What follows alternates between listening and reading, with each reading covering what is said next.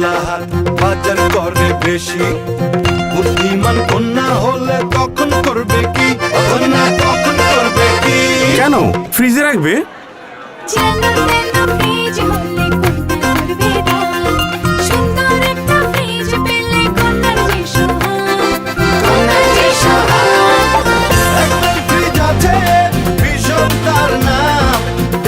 সুন্দর জায়গা বেশি আছে, ওয়াটার ডিসপেন্সার ভীষণ তার নাম, ভীষণ তার নাম।